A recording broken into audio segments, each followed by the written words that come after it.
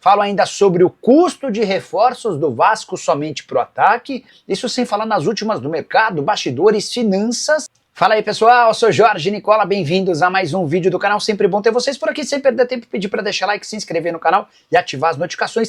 Hora de falar sobre o Vasco da Gama, que havia projetado um investimento total com reforços para a temporada de mais ou menos 30 milhões de reais, mas o Pedrinho resolveu abrir os caixas ou o cofre do clube com atacantes. E até aqui, apenas com 3 jogadores já foram investidos mais de 40 milhões de reais. Nuno Moreira, o mais caro de todos, 21 milhões de reais. Atacante que chega do Casa Pia, português revelado no Sport em 25 anos de idade. Benjamin Garré, argentino de 30 anos, foi comprado do Krylia Sovetov, operação de 15 milhões de reais. O mais recente dos reforços, o angolano Lloyd Augusto, que chega do Alanyaspor, da Turquia, numa operação de mais ou menos 8 milhões e meio de reais. Se soma tudo isso, ele vai bater mais de 40 milhões de reais. A justificativa do Vasco por um investimento um pouco mais alto é a necessidade do elenco, associado ao fato de que todas as operações foram fechadas em muitas parcelas. Também existia uma negociação com o Vidia Real, atacante de só 18 anos de idade, artilheiro do Sul-Americano Sub-20, vestindo a camisa da Colômbia. O Vasco chegou a um acordo com o Milionários para a compra desse atleta, mas o Vidia Real tem uma conversa avançada com o Porto e é para lá que ele deve se mandar nos próximos dias. O DG Souza, Nicola, Garré e Nuno podem jogar as semis? Pergunta importante, mas imagino que sim, né? Imagino que sim. Quer ver, ó?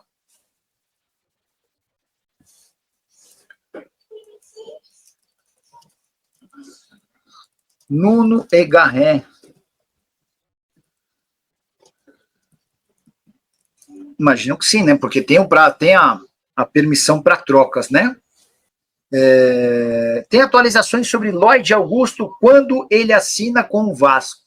Mandei mensagem aqui para uma pessoa do Vasco sobre a inscrição do Nuno e do Garré, tá? Assim que tiver essa resposta, já dou uma atualizada para vocês. Mas o Lloyd já é tratado como reforço do Vasco.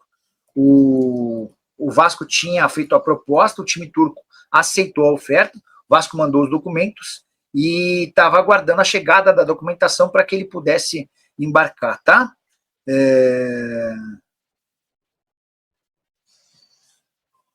Tô vendo até se tem alguma última atualização aqui, ó. O angolano do Alanyaspor fez uma live nas redes sociais falando da oferta do Vasco, do desejo de jogar no Brasil. Ele chegou a ameaçar parar de jogar futebol caso o clube não o liberasse. Só para vocês entenderem se o cara estava afim de vir ou não, né? Fala do mercado do Vasco. O Villarreal, que é aquele atacante de 18 anos de idade, colombiano, que pertence ao Milionários, foi artilheiro do Sul-Americano Sub-20 com 8 gols e mais 4 assistências. O Vasco avançou para contratá-lo do Milionários, mas o Villarreal quer jogar no Porto, tem conversas avançadas com o Porto, chance desse acordo é pequena. Acho que o torcedor do Vasco agora pode se animar após as chegadas dos reforços do Carille, tem boas opções agora. A principal carência do elenco, que era jogador de velocidade para o lado do campo, ela foi suprida. Vamos ver como é que o Nuno, como é que o Lloyd e como é que o Garré vão se encontrar, né? Se os caras vestem a camisa e sentem, se não sentem e tal. O Breno Ruiz está pedindo para falar sobre o Vasco, mais de 40 milhões de reais em 3 atacantes, né? O Vasco, na teoria, tinha 30 milhões de reais para gastar com reforços para toda a temporada. Pedrinho abriu o caixa e gastou um pouquinho mais, gastou 40 milhões de reais para essas 3 contratações. O mais caro de todos, o Nuno, 25 milhões, Nuno Moreira, né? Nuno veio do Casa Pia, 21 milhões de reais. O Benjamin Garré veio do Krylia Sovetov, 15 milhões de reais. E o Lloyd Augusto está sendo contratado por 8 milhões e meio de reais, vem do futebol turco, tá bom? Isso que criaram uma outra janela, entre 10 de março e 11 de abril. Essa janela vai permitir apenas que atletas que disputaram estaduais sejam negociados entre clubes brasileiros. E é por isso que o Vasco, no jogo contra o Botafogo, nesse domingo, levou o Capasso para o banco de reservas. O Capasso nem havia ido para o banco em nenhum jogo, né? E aí, com esse contexto, sem ter nem sequer sido relacionado, o Capasso correria o risco não, ele não poderia se transferir para outro clube brasileiro entre 10 de março e 11 de abril. O Vasco não poderia justificar que ele foi utilizado no campeonato estadual. O fato de ter ido para o banco de reservas já permite ao Vasco negociá-lo na próxima janela, tá?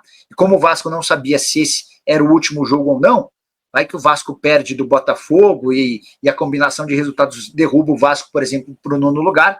O Vasco nem joga a Taça Rio, nem as semifinais do Campeonato Carioca, e aí não poderia negociar o Capasso na janela apenas para clubes brasileiros com jogadores que disputaram estaduais. Beleza, Lopes? O Kiko quer saber quem fará a final do Carioca.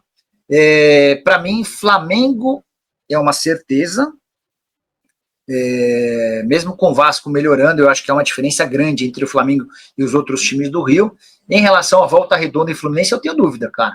Na teoria, por camisa, o Fluminense, mas o Fluminense está jogando bolinha. O Fluminense, para vencer o Bangu ontem, foi um sacrifício. Só para lembrar que o Bangu tinha 2 gols no campeonato inteiro, marcou mais 2 ontem. Então, na teoria, Fla-Flu. Na teoria. Mas eu não ficaria surpreso se fosse Flamengo e Volta Redonda. Nícer Villarreal balançou com a proposta do Porto e não vem para o Vasco. É basicamente isso que está rolando. Palácios ainda vai para o Vasco? Cara, uma boa pergunta. Quer ver?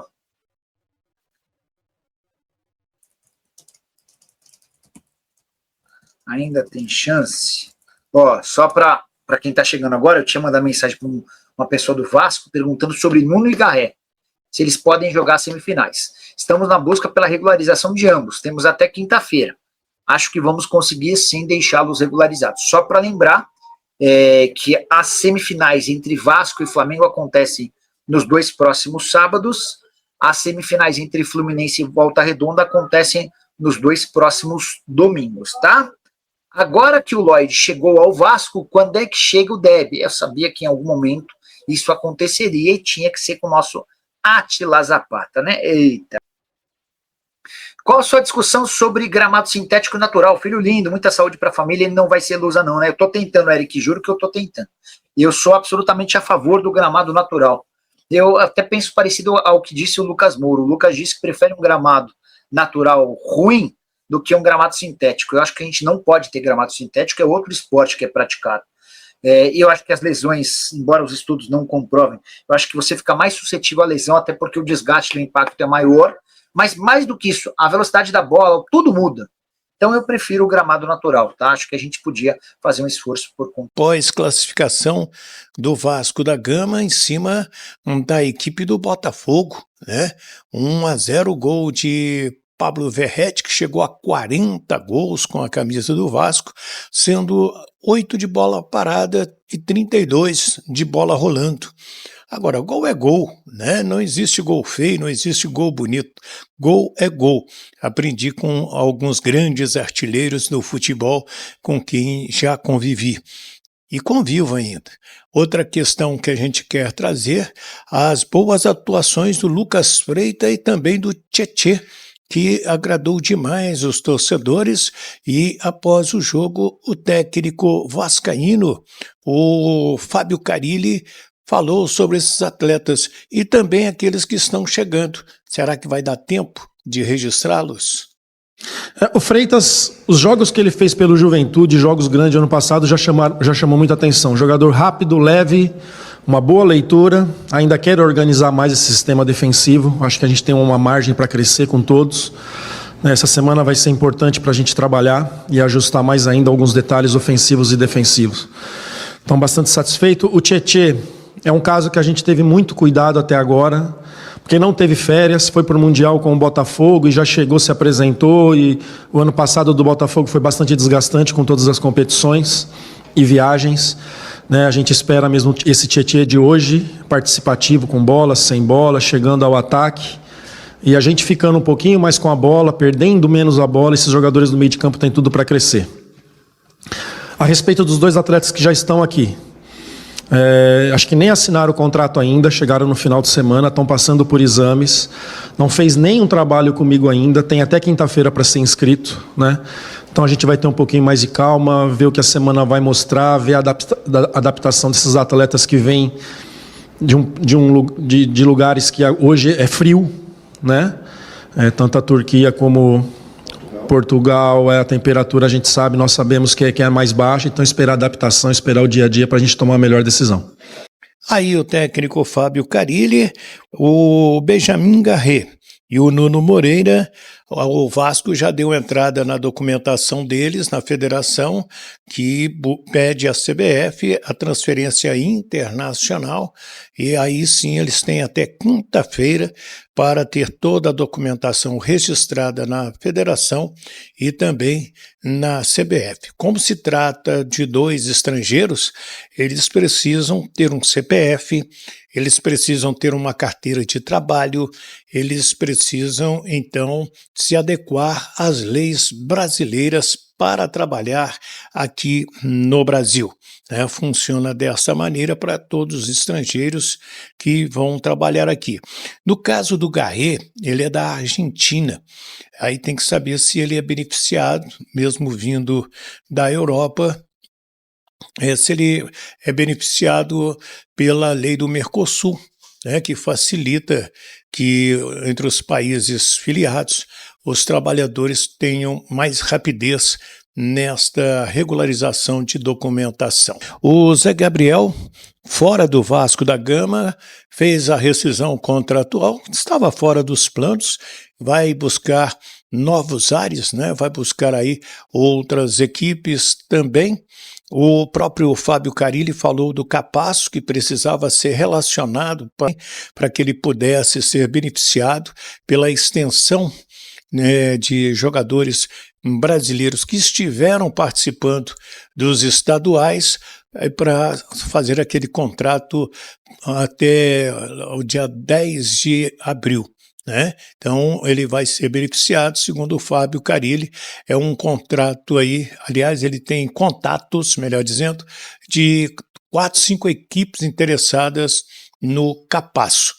E o técnico vem gostando muito do Lincoln e também do Luiz Alberto. São 2 garotos lá da base que estão agradando demais na equipe principal. Então, torcedor vascaíno, ficamos por aqui com mais um vídeo aí, trazendo as últimas informações do Vasco da Gama.